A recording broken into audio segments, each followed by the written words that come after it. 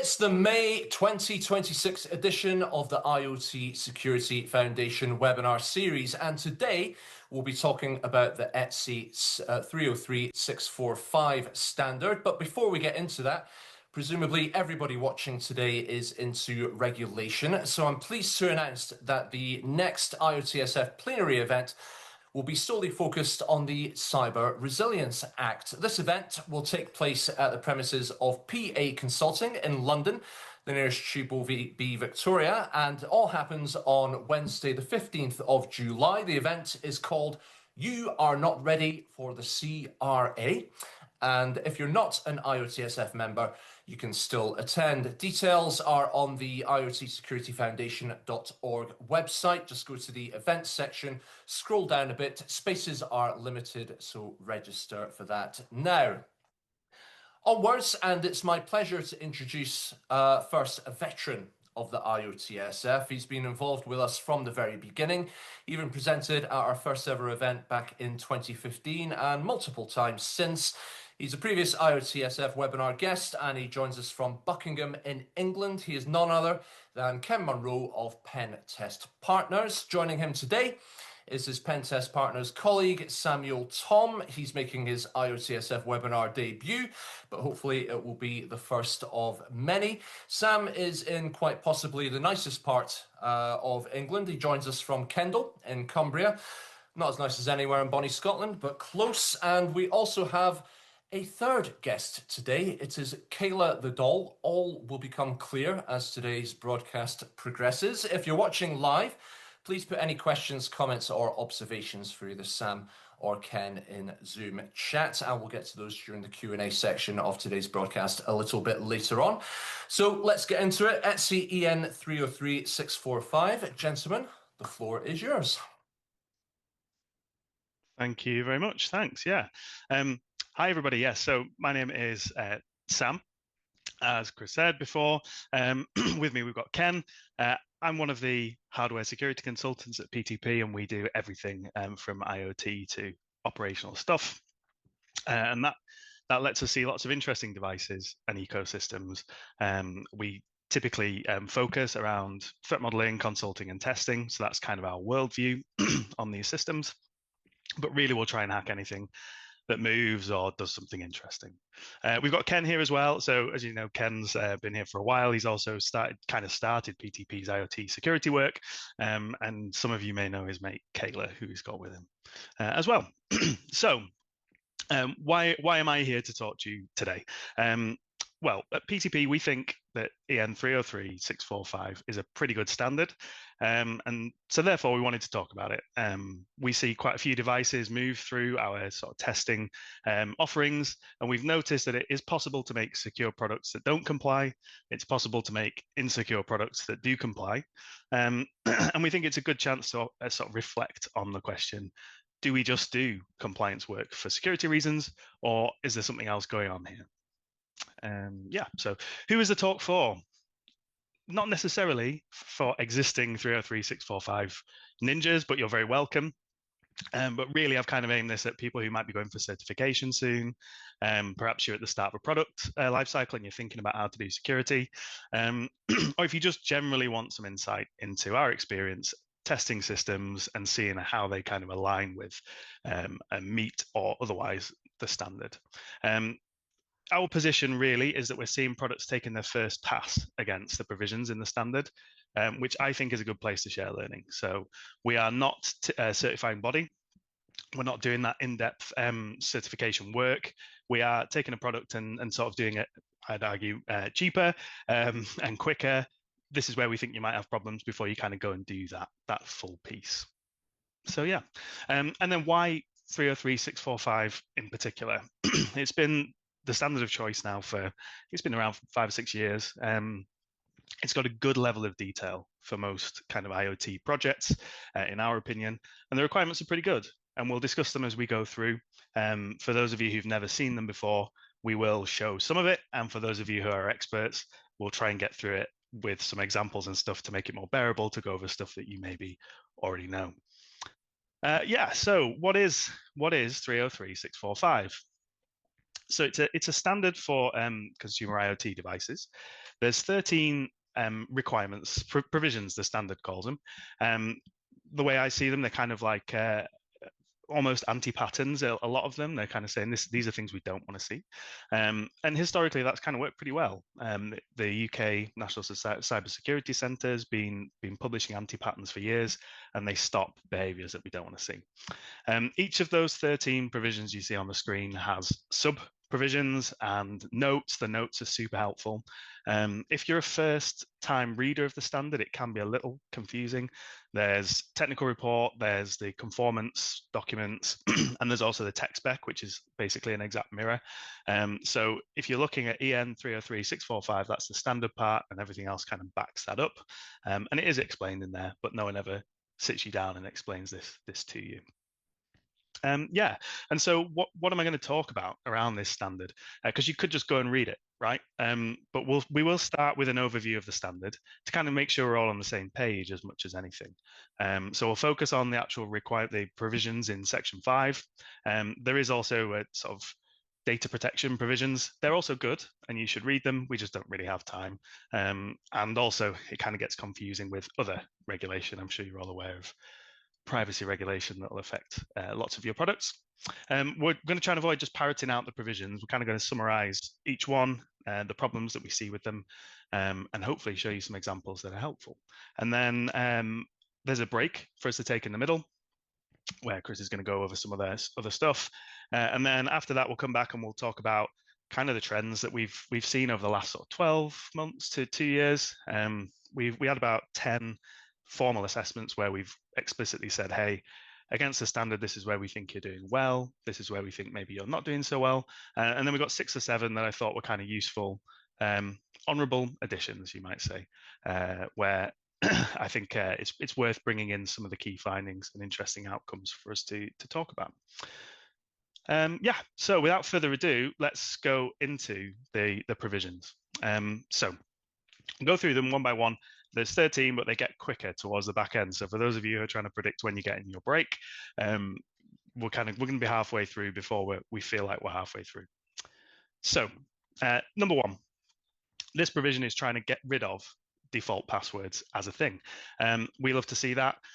There's 5 kind of sub provisions that talk about machine-to-machine passwords, user-to-device passwords, and other supporting controls like having a way to change passwords, resisting brute force attacks.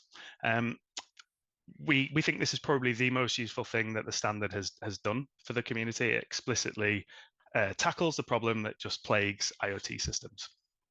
The problems that we find when it comes to implementation for our clients are that you still have to decide your own password requirements. That's on purpose. The standard can't tell everyone what to do for every use case.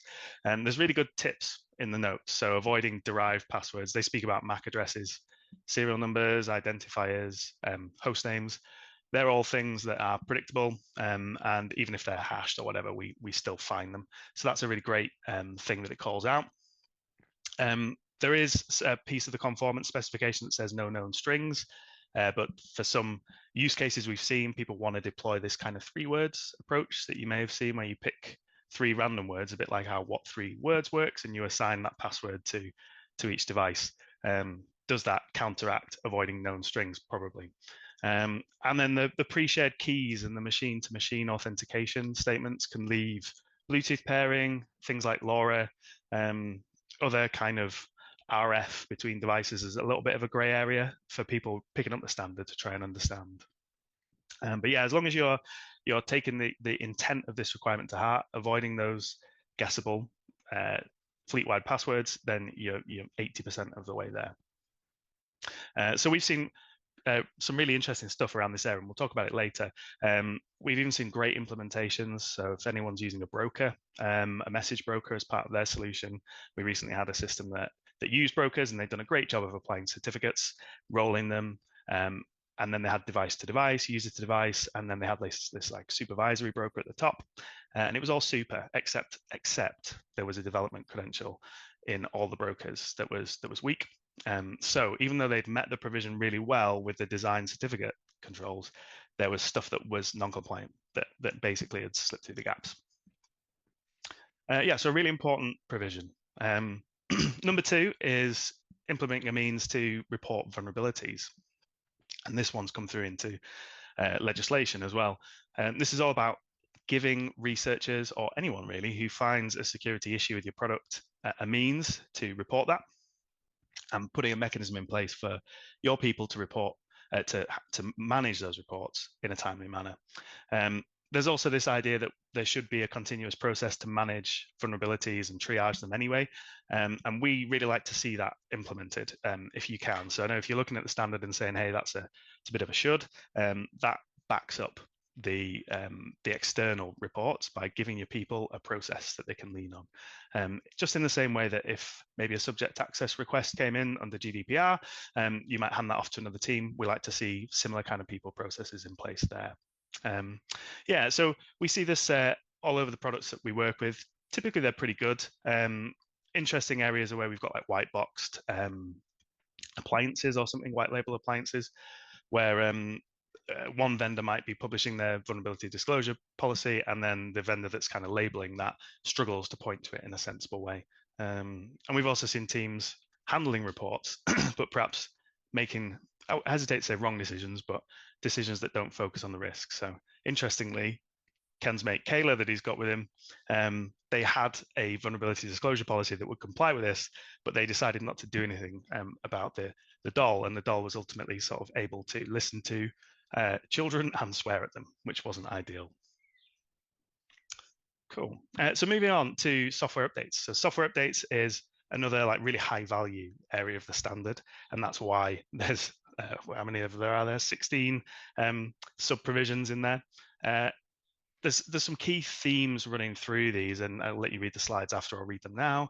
But really, what we're saying is that anything that's not burnt in, so stage 1 bootloader, everything except that should be updatable, and they talk all the way through about that being done in a secure way. A lot of the supporting sub-provisions are about how we secure that process. So things like signing firmware, checking signatures, not just once, but when we boot, and things like that. There's another thread around usability. So how easy it is for users to automate updates, apply updates, maybe opt out if they've got some really important work to do and they can't afford an update during X period. And there's also this kind of thread for devices that can't be updated as well, and what we do about those. So you need to justify that, and also offer a way to bring the device off the network, basically, without rendering it completely useless. And that gives us an out, I guess, for devices that don't work this way. So yeah, a lot to talk about there. Realistically, secure update requires us to think. Unfortunately, there isn't a one-size-fits-all solution. If you go and look at the definition, it'll say things like adequate measures to prevent someone abusing the mechanism. So that really does depend on what you're running and whether you've got maybe a full operating system, or are you just running one process on a single bare metal MCU. So we see a lot of variation here. Best practice, again, is variable for those different setups.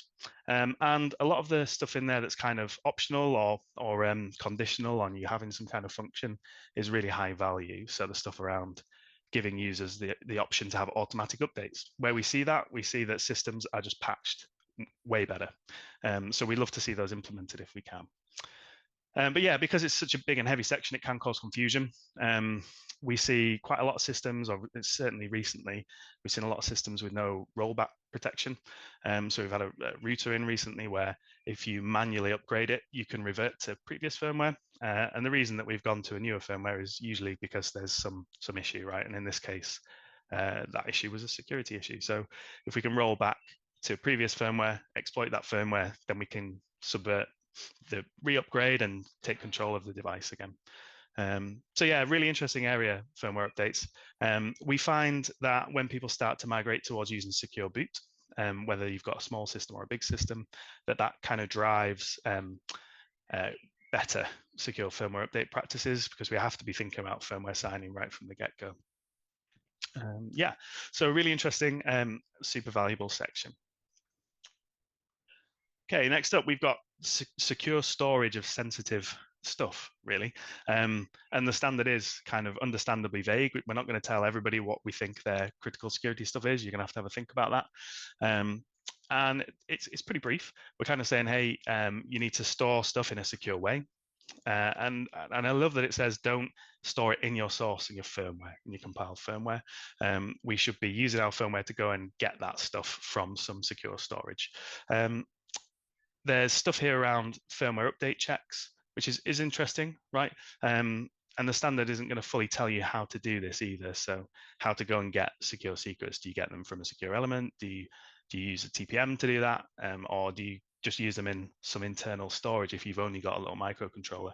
It is still up to us, and it leads to creativity, which has been really interesting for us over the last year or so. But I mean, the TLDR is to store your secrets in storage and retrieve them from your firmware. Another thing that I think doesn't jump out is that if you're doing things like firmware update, and the standard does kind of say this, using things like asymmetric cryptography helps us avoid having symmetric secrets around that we need to protect. So if we're verifying firmware against a public key, we don't need to worry about protecting that public key beyond making sure it doesn't get messed with, basically. So yeah, that's really interesting and useful guidance. We're still seeing devices coming out with configuration data stored in another flash chip and a primary MCU querying that flash, and the encryption on the flash just isn't up to snuff, or perhaps we're assuming that because it's a weird BGA chip that we're not going to be able to extract data from it, but we can still do that. So it's been really interesting this last year seeing how that rolls out. Okay, and then number 5 is communicate securely. Again, a fairly big one. What we're talking about here is basically using cryptography. We're not quite saying everything is going to use TLS, but we're kind of getting there. That's where everyone is kind of moving towards, with the exception of perhaps some radio stuff. We've recently had devices in, and these are devices that are hoping to go for certification one day, where they are just not validating certificates of servers that they're talking to over TLS. So effectively, if you put a router in the middle or a proxy in the middle, the traffic will be broken, and we can make an onward connection to the upstream server.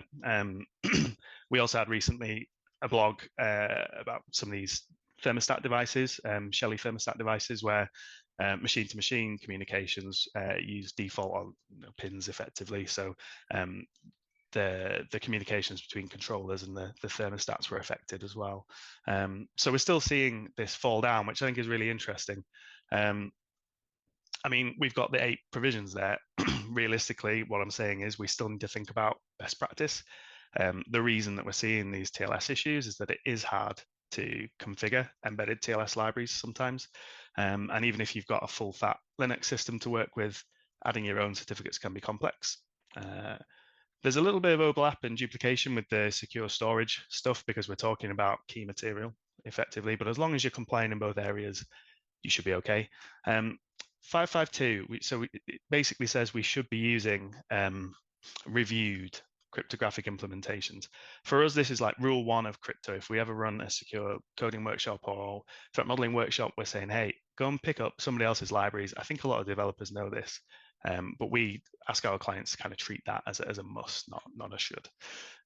So yeah, the TLDR is to use those libraries, find some good practice guides for TLS, crypto, whatever you're using, and configure them that way. The other thing the standard calls out is having a plan to manage your crypto material. So rolling certificates, rolling keys. If you need to invalidate a broker certificate for some reason, like for example, the example earlier with the hard-coded developer cred, what happens to your devices? Is there a way to recover them?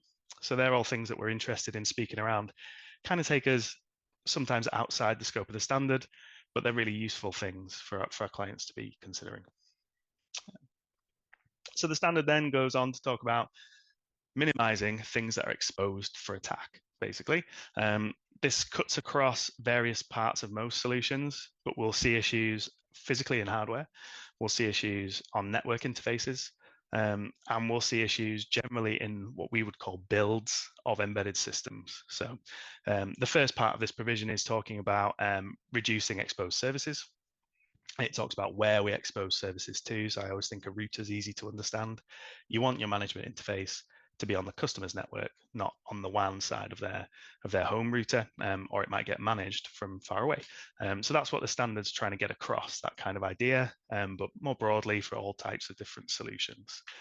We talk a little bit about hardware, debug interfaces, things like USB exposed on systems. It's all about bringing things as small as possible. And it even goes so far as to say, if you're writing code, try not to include unnecessary code. And if you're running full fat operating systems, don't run unnecessary services or software generally on your device. So this is really interesting. It kind of touches through secure development, memory protection controls, right the way through to physical debug and firewalling effectively, or just turning off services. We see stuff exposed all the time. This has been a really hard problem to solve for a lot of years. We're forever seeing devices with SSH on the local network when there's no way for a support engineer to actually connect to that. So it's really interesting.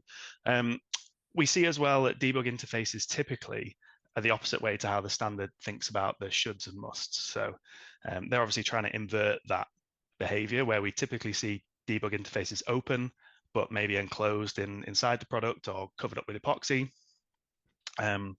And so the standard is kind of flipping that and saying, well, disable them first. And if you want to physically protect them, cool. And that's kind of good. I like that, but it's difficult to do. This part is also talking a lot about stopping single device compromise, and it's hard to do. But some ecosystems can survive one device being compromised with no real risk. So it can feel like a lot of investment for a low risk section. And then the different users for different processes, we see that fall down quite a bit. If you're passing data between processes, it can get passed to a high privilege process in future. So really interesting. This is one of those provisions that wants building in from the beginning to work well.